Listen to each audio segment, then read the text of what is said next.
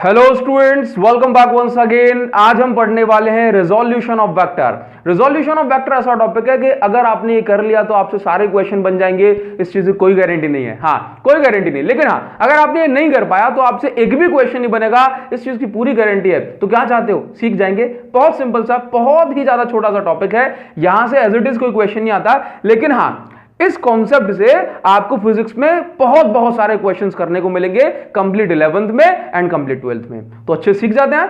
आज ये अपना लेक्चर नंबर 3 है, चैप्टर 4 चल रहा है मोशन प्लेन, और टॉपिक आज हम पढ़ने वाले हैं रिजोल्यूशन ऑफ वेक्टर। आप चाहते हो कि सारे लेक्चर्स आपको हर एक चैप्टर के एक ही जगह पे मिले, तो आपको प्लेलिस्ट सेक्शन को विजिट करना है। क्लास 11th फिजिक्स के नाम से प्लेलिस्ट बना के रख दिया है, आपको वहां पर ढूंढना नहीं पड़ेगा सर इस चैप्टर का ये वाला लेक्चर कहां है। सारे लेक्चर एक सीक्वेंस में मिलेंगे आपको। क्लियर है ना? तो अभी हम डायरेक्ट आते हैं अपने टॉपिक पर, और टॉपिक है हमारा कि हाउ टू रिजॉल्व वेक्टर। और ये रिजोल्यूशन ऑफ वेक्टर होता क्या है? देखिए बड़ी सिंपल सी बात है।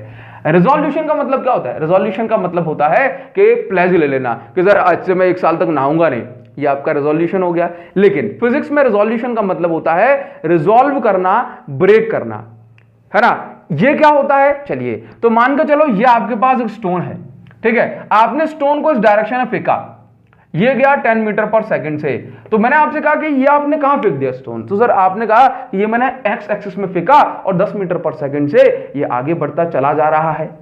फिर आपने क्या किया कि आपके पास एक दूसरा स्टोन था, आपने स्टोन को जो है ऐसे फेंका, तो आपने इस बार फिर से 10 मीटर पर सेकंड से फेंका, ये ऊपर गया, तो अब इसकी वेलोसिटी किस डायरेक्शन में हो गई? ये एक्स, मतलब ये सिर्फ आगे बढ़ रहा है तो एक्स डायरेक्शन वेलोसिटी, ये सिर्फ ऊपर जा रहा है तो वाई डायरेक्शन ऑफ वेलोसिटी।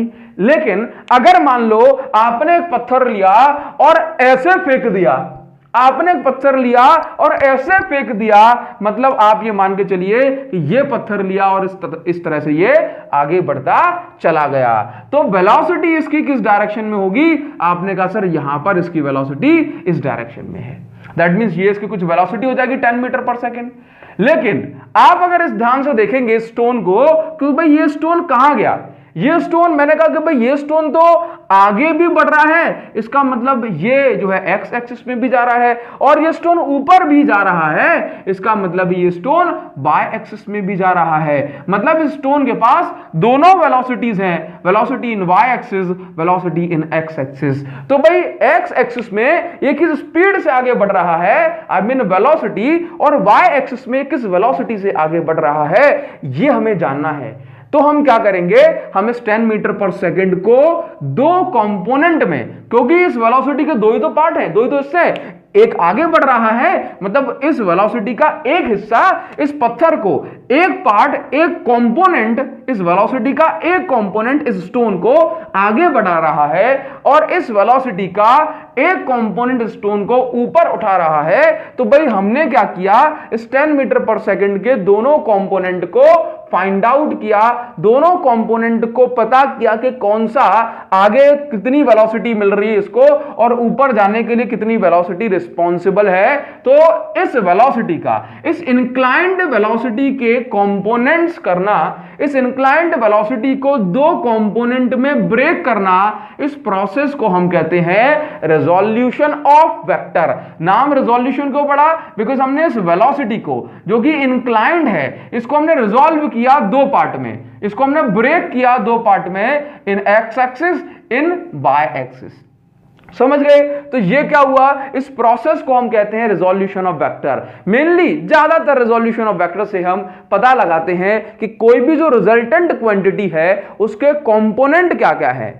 मैंने आपसे क्या कहा कि कोई भी रिजल्टेंट क्वांटिटी है, मान के चलो इस डायरेक्शन में फोर्स लग रहा है, ठीक है, मान के चलो ये स्टोन है, स्टोन को आपने क्या किया कि नीचे खींचा और फोर्स लगाया भाई 100 न्यूटन। तो ये जो रिजल्टेंट फोर्स है ये 100 न्यूटन है। तो ये जो 100 न्यूटन है, तो मतलब ये जो फोर्स, ये स्टोन कहां आएगा, ये स्टोन यहां आ जाएगा। इसका मतलब है कि ये जो फोर्स है, इस फोर्स का एक हिस्सा इसको आगे बढ़ा रहा है और इस फोर्स का एक हिस्सा इसको नीचे लेके जा रहा है। तो ये जो हिस्से हैं इनको हम कहते हैं इनको हम कहते हैं कंपोनेंट ऑफ फोर्स।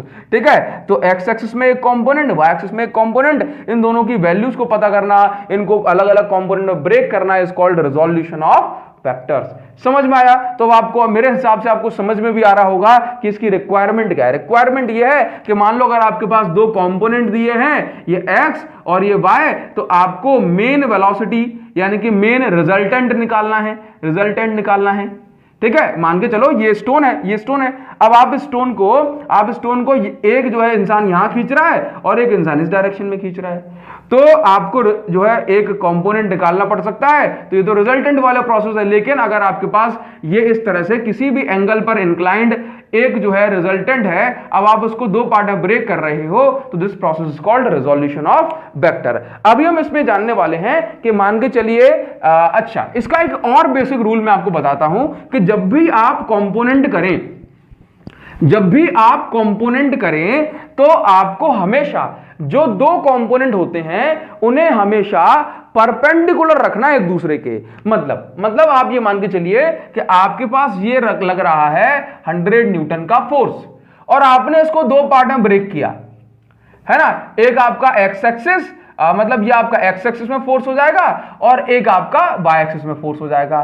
तो जो दो कंपोनेंट हो गए ना, चलो मैं इसको नाम दे देता हूं ए और बी, बी और ये हो गया ए। तो हमेशा जो ए और बी होंगे ये हमेशा 90 डिग्री पर होंगे, हमेशा 90 डिग्री पर। आपको कभी भी ऐसी कंडीशन नहीं बनानी है कि 90 डिग्री पर ना हो, है ना। ये जो रिजॉल्व्ड कंपोनेंट है ये हमेशा 90 डिग्री पर होंगे। आप इनको जो है रिजोल्यूशन, आप इनको रेक्टेंगुलर कंपोनेंट भी कह देते हो। क्या कह देते हो? Rectangular component of vector. चलिए, तो मतलब अगर कंक्लूजन पे आऊं, यदि कोई वेक्टर किसी भी एंगल पर इंक्लाइंड है, यदि कोई वेक्टर किसी भी एंगल पर इंक्लाइंड है तो हमें उसको रिजॉल्व करना होता है इनटू कंपोनेंट, और उन कंपोनेंट को हम कहते हैं रेक्टेंगुलर कंपोनेंट या कंपोनेंट ऑफ वेक्टर नाउ। तो मान के चलो अब हम सीखेंगे कि ये जो कंपोनेंट है इनकी वैल्यूज क्या होती है। तो मान के चलिए आपके पास जो है ना इस डायरेक्शन में एक पत्थर को फेंका, दैट मींस ये हो गई इसकी वेलोसिटी v। अब आपने इस पत्थर को फेंका तो आपने थीटा एंगल बना करके, मतलब ग्राउंड, आपने पत्थर को फेंका तो आपने ग्राउंड से थीटा एंगल पर फेंका था। ठीक है, देखो आपको निकालना है इसका x component, velocity in x axis, और आपको निकालना है इसका y component, velocity in Y axis. ठीक है, चलिए थोड़ा सा बड़ा बनाओ। मान के चलिए ये आपको जो है एक कंपोनेंट दिया हुआ है, तो आपने कह दिया इसको वेलोसिटी आपकी मेन हो गई। आपको ये जो आपने स्टोन फेंका ये कुछ एंगल थीटा बना रहा था ग्राउंड से, तो एक जो कंपोनेंट हो गया इसका ये हो जाएगा bx और एक कंपोनेंट हो जाएगा by। चलिए by नाउ, तो अब जरा ध्यान से देखना कि हमें इन दोनों को कैलकुलेट करना है। तो क्या मैं इसको ऐसे लिख सकता हूं, अगर ये bx है तो यहां पर एक परपेंडिकुलर मैंने ड्रॉप किया, यहां पर एक परपेंडिकुलर ड्रॉप किया, ठीक है, तो ये ट्राइंगल बन गया। और सिमिलरली मैंने इसको भी आगे बढ़ा दिया। ये लो देखो ये आपका 90 डिग्री बन रहा है, ये आपका 90 डिग्री। ठीक, तो आप देखो इसको नाम दे दो O P Q R, और जो V है इसका मैग्नीट्यूड है, मतलब वेलोसिटी की वैल्यू है। नाउ तो अगर आपको क्या निकालना है OP, क्या निकालना है OP, OP क्या हो जाएगा, OP हो जाएगी velocity in x axis, PQ क्या हो जाएगा, velocity in Y axis, velocity in Y axis. तो अगर आपको निकालना है ये आपका OP यानी कि वेलोसिटी इन एक्स एक्सिस, तो कैसे निकालोगे भाई, ये आपको पता क्या, हाइपोटेन्यूज मतलब b पता है, और निकालना क्या है बेस। तो आप ऐसे लिख सकते हो cos theta is equal to base upon hypotenuse. Hypotenuse क्या है b, तो bx इज इक्वल टू क्या निकल आएगा b cos थीटा। सिमिलरली अगर आपको by निकालना है, by क्या है, वेलोसिटी इन y एक्सिस, है ना, जितना ये है उतना ये है, तो कैसे निकालोगे, ये क्या है परपेंडिकुलर ये है by, और साइन थीटा होता है आपका, sine theta is equal to perpendicular upon hypotenuse, that means vy upon hypotenuse का है b, तो vy इज इक्वल टू हो गया b साइन थीटा। तो यहां से आपको क्या समझ में आ रहा है कि यदि जो है कंपोनेंट्स, यदि आपकी वेलोसिटी ऐसे है, ये इस तरह से, तो जिसके साथ बन रहा है एंगल थीटा, हमेशा याद रखना जिस कंपोनेंट के साथ एंगल थीटा बनता है उसको लेते हैं cos थीटा वाला। देखो bx का निकला cos थीटा, और जिसके साथ बन रहा है जो है आपका कोई एंगल दिखाया नहीं होता उसको हम लेते हैं sin थीटा वाला कंपोनेंट। ठीक है, तो ये आपका x एक्सिस में तो vx is equal to v cos theta, ये आपका y एक्सिस में है तो vy is equal to b sin theta. हमेशा याद रखना कि बहुत बहुत सारे स्टूडेंट को मैंने ये गलती करते हुए देखा है, बहुत सारे स्टूडेंट को कि वो याद रख लेते हैं कि सर bx, जब भी x एक्सिस की बात करें तो cos थीटा ले लेना है, और जब भी y एक्सिस की बात करें तो आपको sin थीटा ले लेना है। ये पूरी तरह से गलत है, ये पूरी तरह से गलत है, क्योंकि कई बार कंडीशन ऐसी बन जाती है कि कोई भी जो फोर्स है वो किसी एंगल से, मतलब वर्टिकल से इंक्लाइंड है। तो जैसे मान के चलो कि आपसे कह दिया चलो ये कह दिया आपसे, नाउ आपसे कहा कि यहां पर जो है इस डायरेक्शन में फोर्स लग रहा है, ये फोर्स आपका इस डायरेक्शन में लग रहा है, ठीक है, चलो स्टोन पे लग रहा है, स्टोन पर, ठीक। अब ये जो है ना, ये वर्टिकल के साथ जो है थीटा एंगल बना रहा है, तो इस फोर्स के दो कंपोनेंट होंगे, एक कंपोनेंट इसको आगे बढ़ा रहा है, एक कंपोनेंट इसको नीचे लेके जा रहा है, तो Fx और ये हो गया Fy। तो एंगल किसके साथ बन रहा है थीटा, बोले एंगल बन रहा है वर्टिकल के साथ। ये मेन जो रिजल्टेंट है अपना, जो मेन फोर्स है उसका एंगल किसके साथ बन रहा है, वर्टिकल के साथ। तो आप इसको क्या लिखोगे, F cos थीटा, जिसके साथ एंगल बन रहा है उसके साथ आपको cos थीटा लगाना है, और इसको क्या लिखोगे, F sin थीटा। चलिए इसको अभी अपन कैलकुलेट करते हैं कि इससे एक क्वेश्चन कैसे बनेगा, ठीक है। फिर इसके बाद एक आपको मिथ बताते हैं इसमें छोटा सा, है ना, जो कुछ स्टूडेंट्स के लिए नई बात होती है। नाउ अभी देखना ध्यान से। तो अगर मैंने कहा मेरे पास एक बॉल है जिसको मैंने फेंका ऊपर 10 मीटर पर सेकंड से, इस तरह से, ठीक है। अब ये बॉल को मैंने 10 मीटर पर सेकंड से फेंका, और ये 60 डिग्री पर जो है मैंने ग्राउंड के साथ ये एंगल बना रही थी कुछ इस तरह से। तो आपको इसका वर्टिकल कंपोनेंट और हॉरिजॉन्टल कंपोनेंट निकालना है। तो निकाल दोगे ना, निकाल दोगे, कैसे निकालोगे, बड़ी सिंपल सी बात, 60 डिग्री बना रहा है तो एक कंपोनेंट इसका bx हो गया। अच्छा मान के चलो ये क्या है, b, ठीक है, डायरेक्ट ही कर लो ना इसको, bx। तो भाई देखो bx की वैल्यू क्या हो जाएगी, b, यहां पे देखो थीटा इसके साथ बन रहा है ना, तो b cos थीटा, ये क्या हो जाएगा, by is equal to b sin theta. तो भाई by is equal to b या bx is equal to b की वैल्यू कितनी है, 10 cos 60, 10 cos 60 की वैल्यू कितनी, 1/2।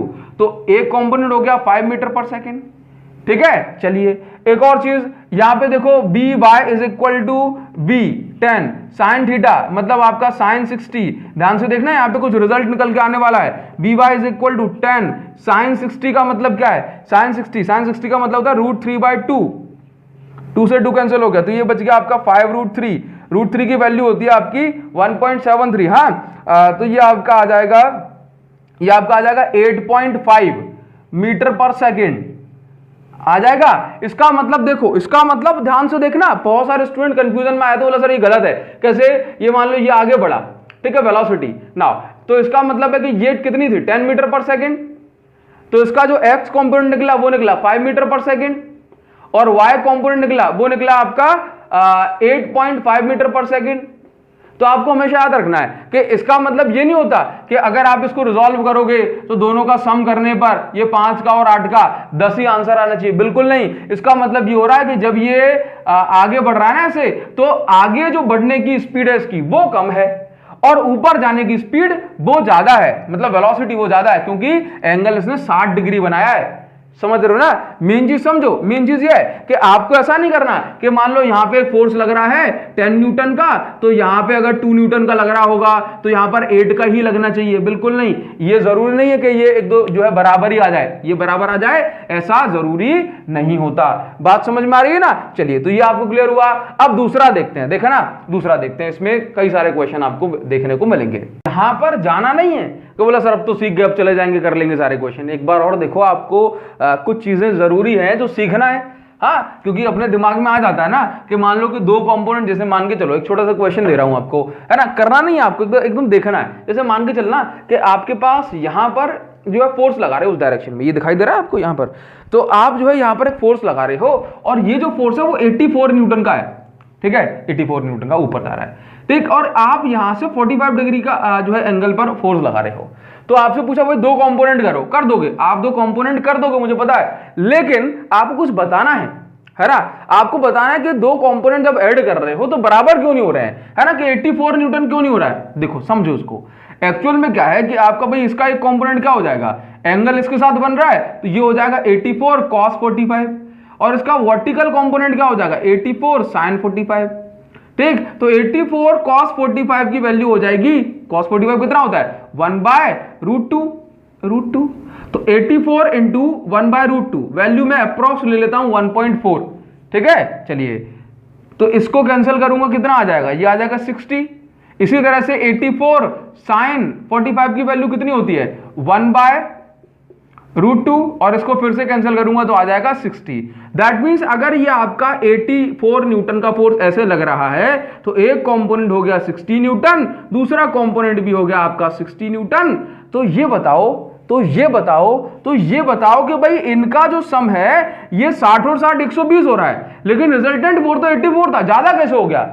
अरे ये आप इसको ऐसे ऐड नहीं कर सकते क्योंकि ये बच्चों के दिमाग में कंफ्यूजन रहती है, आप इसको ऐसे ऐड नहीं कर सकते बोला 60 जो है आपका 120, ये क्या कोलिनियर है क्या, फोर्सेस वेक्टर क्वांटिटी है और वेक्टर क्वांटिटी आपके सीधे सीधे ऐड नहीं होते, कैसे वो ऐड होते हैं √a² plus √b² plus 2ab cos theta, समझे ना।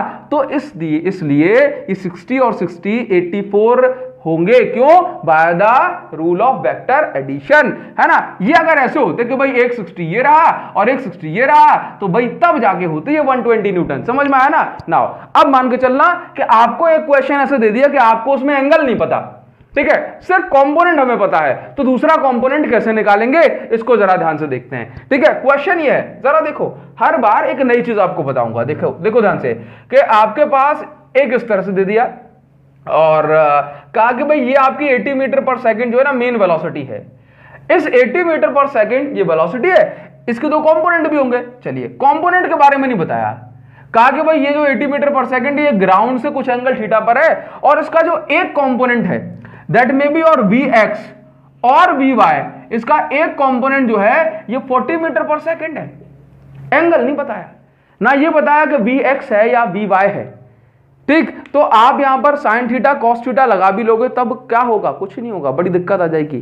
ठीक, तो हम इसको कैसे करें, तो पूछा क्या है कि एक कंपोनेंट 80 मीटर पर सेकंड, दूसरा कंपोनेंट जो है मतलब जो मेन वेलोसिटी है ये आपका 80 मीटर पर सेकंड है और इस वेलोसिटी के हम दो कंपोनेंट करेंगे, दो में से एक कंपोनेंट 40 मीटर पर सेकंड है। आपको इसका एक जो दूसरा कंपोनेंट रिमेनिंग कंपोनेंट उसकी वेलोसिटी पता करनी है, रिमेनिंग कंपोनेंट की वेलोसिटी पता करनी है। कैसे निकालोगे जरा सोचो, अब तो उसमें एंगल नहीं दिया, सोच के देखो, लगाओ दिमाग, देखो इसमें कैसे करना है ना। थोड़ा सा जिसने आधा दिमाग भी लगा लिया उसने बहुत अच्छा काम किया। देखो क्या करना है कि यहां पर देखना, ये आपके पास कुछ वेलोसिटी होगी 80 मीटर पर सेकंड, हमने मान लिया कि इस वेलोसिटी का x वाला कंपोनेंट मान लेते हैं, आपकी मर्जी है y मान लो, कोई दिक्कत नहीं, x वाला कंपोनेंट 40 दे दिया, ये तो गिवन है आपको। अब y वाला कंपोनेंट निकालना है, कैसे निकालेंगे, तो पहले ये बताओ, हमेशा जो दो कंपोनेंट आप करते हो ये हमेशा 90 डिग्री पे होते हैं ना, ये तो हमने आपको स्टार्टिंग बता दिया कि हमेशा always they will be at, मतलब these component will be at 90 degree.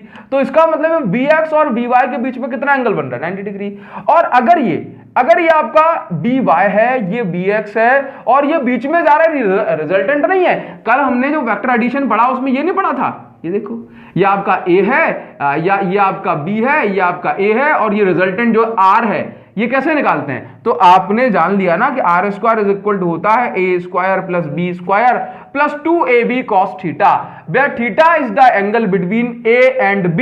कितना एंगल बन रहा है 90 डिग्री, समझो।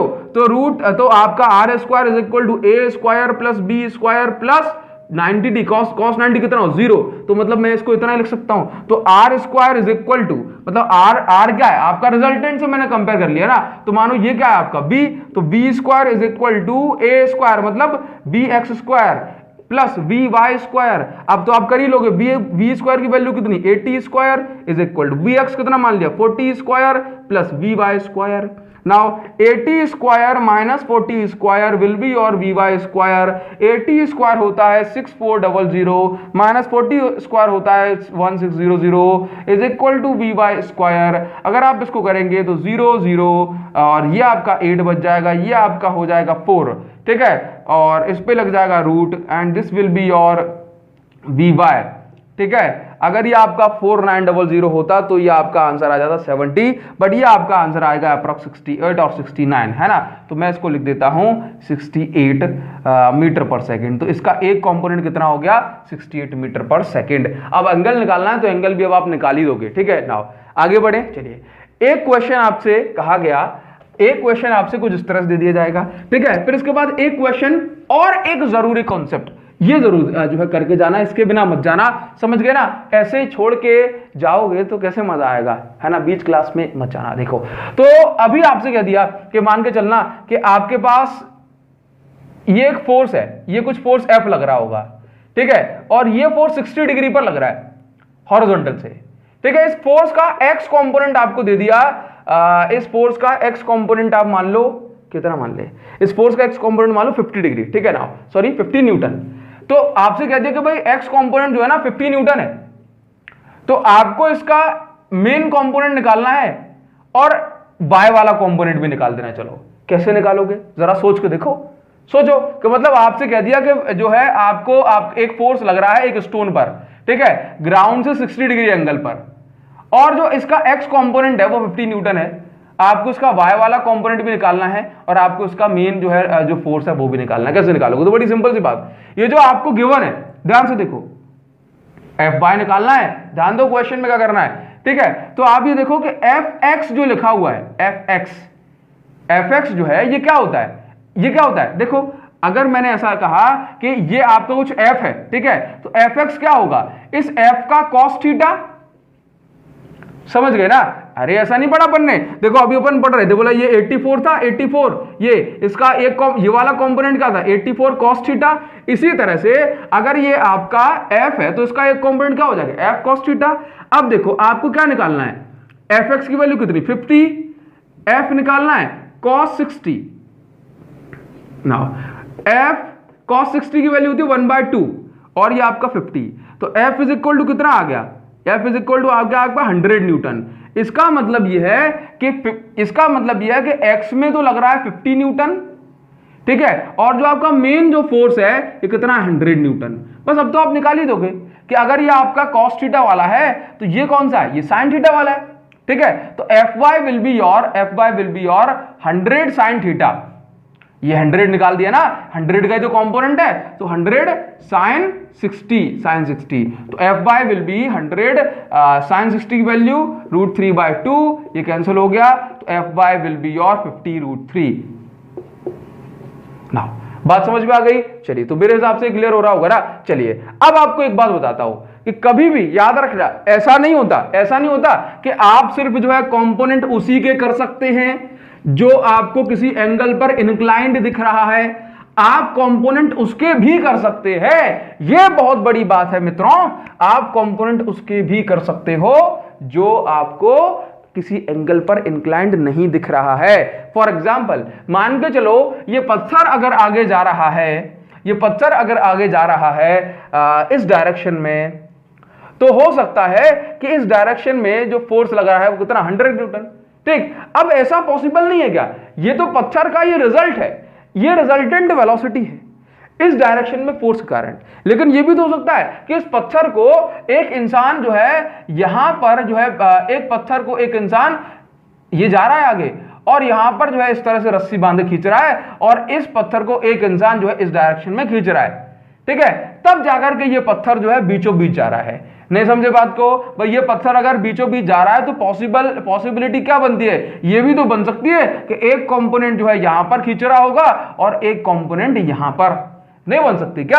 अगर ये वाला एंगल थीटा है तो ये वाला आपका f cos थीटा हो जाएगा और ये आपका f sin थीटा हो जाएगा। तो ये वाली पॉसिबिलिटी बनती है कि अगर रिजल्टेंट है तो आप उसके दो कंपोनेंट करेंगे, लेकिन always these component will be at 90 degree. ये तो अपन ने पहले पढ़ लिया ना, इसमें कोई नई बात नहीं है ना। तो आपको हमेशा ये ध्यान रखना है कि कंपोनेंट करो तो हमेशा 90 डिग्री पर ही होने चाहिए, ठीक है। मतलब ऐसा नहीं कि एंगल पर होगा तभी करोगे। ये देखो कहीं भी कर लो कंपोनेंट, मान लो ये ऐसे है, कर लो कंपोनेंट, एक कंपोनेंट मान लो ये F है, एक कंपोनेंट होगा इसका ऐसे, तो एक कंपोनेंट ये ऐसे वाले पर 90 डिग्री होना चाहिए। ये देखो 190, तो ये ऐसे है तो ये वैसे है। समझ गए ना, बस इतनी सी बात है, कोई दिमाग नहीं लगाना। चलो, इसमें एक कॉन्सेप्ट और होता है कि पुलिंग और पुशिंग में से कौन ज्यादा आसान होता है। तो इसी कंपोनेंट से, इसी कॉन्सेप्ट से बताते हैं कि मान के चलो स्फीयर है, अगर आप इसको पुश कर रहे हो तो ऐसे आपने जो स्फीयर को ऐसे दबा के पुश कर रहे हो, ठीक है, और आप दूसरे केस में स्फीयर को खींच रहे हो, पुल कर रहे हो, तो पूछा जाता है कि which is more easier, what is more easier, pulling और पुशिंग। तो क्या बोलोगे? आसान देखने में लगता है कि भाई पुशिंग ज्यादा आसान है, ठीक है, पुश हम आसानी से कर रहे थे लेकिन उसमें फोर्स ज्यादा लगता है। कैसे? देखो कि भाई ध्यान से देख रहा कि अगर आप यहां पर फोर्स लगा रहे हो ऐसे, तो ये जो फोर्स है इस डायरेक्शन में लग रहा है, ठीक, और ये जो फोर्स है ये ग्राउंड के साथ एंगल बना रहा है थीटा। तो इस फोर्स का एक कंपोनेंट हो जाएगा एफ कॉस थीटा, ठीक है, और एक कंपोनेंट हो जाएगा एफ साइन थीटा। क्लियर? और ऑलरेडी इस पर लग रहा है नीचे की साइड इसका वेट जो कि है mg। तो भाई अगर आप इसको पुश कर रहे हो तो नीचे की साइड जो कंपोनेंट है वो है आपका mg plus F sine theta, नीचे ये खींच रहे हैं, ठीक है, और आगे बढ़ाने के लिए सिर्फ एफ कॉस थीटा रिस्पॉन्सिबल है, मतलब एफ कॉस थीटा आगे बढ़ा रहा है और mg plus F sine theta इसको नीचे दबा रहे हैं, नीचे खींच रहे हैं, आगे नहीं बढ़ने दे रहे। अगर आप पुलिंग करते हो उसकी एफ, तो एंगल ये बन रहा है थीटा ग्राउंड के साथ। अगर आप पुलिंग कर रहे हो तो एक कंपोनेंट हो गया एफ साइन थीटा और एक कंपोनेंट हो गया एफ कॉस थीटा, और नीचे लग रहा है mg फोर्स, क्योंकि ग्रेविटी तो लगेगा ही, वेट जो है इसका।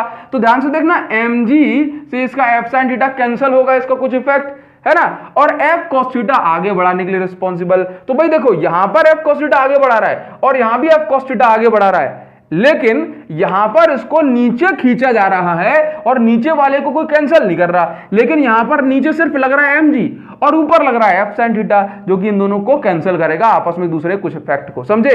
तो यहां पर आपको समझ में आता है कि इसलिए जो पुलिंग है, जो पुल करना है, वो ज्यादा आसान होता है पुशिंग की कंपैरिजन में, बिकॉज पुशिंग जब हम करते हैं तो पैर पकड़ के कोई नीचे खींचता है और हम आगे बढ़ने में असमर्थ हो जाते हैं, जबकि अगर पुलिंग करते हैं तो कोई नीचे खींच रहा है तो कोई ऊपर खींच रहा है, इन दोनों को इफेक्ट कैंसिल और हम आगे बढ़ते चले जाते हैं। ये मेन कॉन्सेप्ट है। समझ में आ गई ना बात आपको? इतनी एक छोटा सा क्वेश्चन जो कि आपको ज्यादातर बुक्स में मिल ही जाएगा। नाउ अब ये क्वेश्चन लिखना एकदम आसान है, इस क्वेश्चन को पढ़ना पहले। देखो लिखा हुआ है, a man rows a boat with a speed of 18 kilometre per hour, है ना, इसको साफ साफ लिख दें, with a speed of 18 kilometre per our.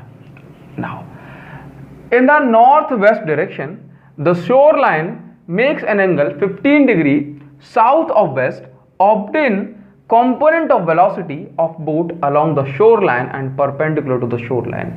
shoreline का मतलब होता है तट, मतलब जो समुद्र का या फिर ओशन का जो तट है उससे कहा जाता है शोर लाइन। नाउ अब देखो, a man rows a boat with a speed of 18 kilometre per hour in the north west direction. मान के चलिए ये आपके पास जो हमने ईस्ट वेस्ट नॉर्थ साउथ बनाया, तो इस डायरेक्शन में नॉर्थ वेस्ट कर रहा है ना, तो जब भी नॉर्थ वेस्ट कहा जा रहा है या नॉर्थ ईस्ट कहा जा रहा है without telling about the angle, तो आप इसको डायरेक्ट बीचों बीच से पास कराते हैं और जो एंगल होता है वो 45 डिग्री होता है। कितना है ये? 18 किलोमीटर पर आवर। अभी कह रहा है the shore line makes an angle of 15 degree south of west, ठीक है। अब ये शोर लाइन है, समुद्र का जो तट है, ये आपका 15 डिग्री बनाता है एंगल, ठीक है, साउथ यानी कि साउथ की साइड, ऑफ वेस्ट का मतलब है वेस्ट से 15 डिग्री, ठीक है। नाउ तो ये क्या आपकी, ये है आपकी शोर लाइन, तट है ये तट, और तट से यहां से जो है एंगल लेके जा रहा है ये 45 डिग्री, ठीक है। नाउ तो अभी देखो आपसे कहा जा रहा है obtain the component of velocities, मतलब ये 18 kmph 18 किलोमीटर पर आवर के आपको कंपोनेंट निकालने हैं along the shore line and perpendicular to the shore line. Along the shore line का मतलब क्या है? इस डायरेक्शन में शोर लाइन है, तो भाई इसके अलोंग इसी डायरेक्शन में वेलोसिटी का एक कंपोनेंट क्या होगा, क्योंकि देखो ये आगे भी बढ़ रहा है, मतलब ये इस साइड भी जा रहा है, तो इसका एक कंपोनेंट इस साइड भी होगा। समझ गए? तो आप ये देखिए कि इस 18 किलोमीटर पर आवर का एक component along the shore line और एक कंपोनेंट इस शोर लाइन पर परपेंडिकुलर। तो इस पर परपेंडिकुलर क्या होगा? कुछ इस तरह से देखो जरा, ये देखो, तो ये कितना है अभी, ये है आपका 60 डिग्री, 60 डिग्री, और ये कितना हो जाएगा, ये हो जाएगा आपका 90 डिग्री, तभी तो कंपोनेंट माना जाएगा। हाँ जी भैया, नाउ समझ में आ रहा है आपको। चलिए, तो आपको क्या करना है कि आपको इस 18 किलोमीटर पर आवर का अलोंग वाला कंपोनेंट ये होगा, और आपका जो परपेंडिकुलर शोर लाइन पर परपेंडिकुलर वाला कंपोनेंट ये होगा। तो जरा चेक करना एंगल कैसे बनाओगे, 18, इस 18 का 60 degree along the shore line, मतलब कितना बन रहा है 60 डिग्री, तो 18 cos 60, ये वाला कंपोनेंट कितना होगा 18 cos 60, और ये वाला कंपोनेंट कितना होगा 18 sin 60। समझ गए ना। तो देखो 18 cos 60 कितना आ जाएगा, 18 इंटू cos 60 की वैल्यू 1/2, ये आपका आ गया 9, और ये किलोमीटर पर आवर, ठीक है। और आपका 18 sin 60 जो हो जाएगा, ये कौन सा कंपोनेंट, ये अलोंग द शोर लाइन है, ठीक है, और ये आपका परपेंडिकुलर कंपोनेंट है। तो 18 sin 60 वैल्यू √3/2, तो ये आपका 9√3 आ गया आंसर। समझे। तो इस तरह से आप क्वेश्चंस को पढ़ के थोड़ी सी प्रैक्टिस करके आसानी से सॉल्व कर पाएंगे, और आपको ये जो रेजोल्यूशन ऑफ वेक्टर जो है आपको हर जगह पर मिलेगा। समझ गए, मतलब कंप्लीट फिजिक्स आप पढ़ोगे तो जहां जहां वेक्टर वगैरह इंक्लाइंड होंगे वहां वहां आपको रेजोल्यूशन यानी कि वेक्टर्स को रिजॉल्व करना पड़ेगा। इसके बाद हम 4th लेक्चर लेकर के आएंगे, इसमें हम यूनिट वेक्टर कॉन्सेप्ट पढ़ेंगे। तो आज के लिए सिर्फ इतना रखते हैं, लेकिन हाँ, अगर आप चाहते हो कि ये वीडियोस आगे बढ़े तो इन वीडियोस को जरूर से शेयर करें। आपका एक शेयर इस चैनल को बड़ा कंट्रीब्यूट करेगा, तो आप जरूर शेयर करें इन वीडियोस को व्हाट्सएप पर, फेसबुक पर, इंस्टा पर, जहां आपकी मर्जी हो, बिकॉज आपका एक शेयर बहुत ज्यादा वैल्यू रखता है। तो मिलेंगे आपसे फिर नेक्स्ट वीडियो में नए टॉपिक के साथ, तब तक पढ़ते रहें। Thank you so much guys, thanks a lot, thank you.